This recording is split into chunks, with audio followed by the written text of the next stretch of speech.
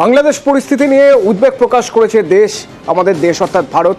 ঠিক এইরকম একটা জায়গায় দাঁড়িয়ে যখন বাংলাদেশ পরিস্থিতির দিকে সবার নজর রয়েছে, তখন রাজ্যসভায় আজ বিজেপি সাংসদ তিনিও বাংলাদেশ প্রসঙ্গ টানলেন এবং প্রসঙ্গ টানতে গিয়ে শ্রমিক ভট্টাচার্য দাবি করলেন সল্ট লেকে রোহিঙ্গাদের বাস। বিস্ফোরক দাবি, সল্ট লেকে রোহিঙ্গাদের বাস,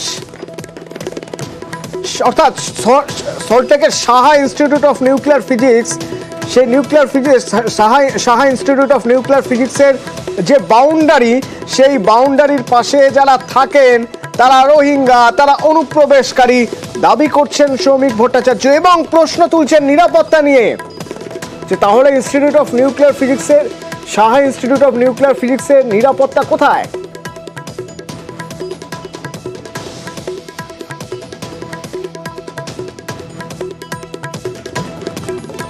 It is a serious security threat to the Shaha Institute of Nuclear Physics. It is a high security zone. इस इंस्टीट्यूशन से 4 बार विधाननगर, सॉल्ट लेक जिसको कहा जाता है कलकत्ता में, 4 बार पुलिस स्टेशन में इसका सारे इंस्टीट्यूट के हेड ऑफ द डिपार्टमेंट जा चुके हैं। इसका नॉर्दर्न वॉल है, उसका बाहर में कुछ अनऑथोराइज्ड लोग वहां मौजूद हुए हैं। It's a serious security threat. All are Rohingyas, all are Bangladeshi infiltrators. हम लोग खुलेआम बांग्लादेश से लोग को भीतर आने दे रहे हैं।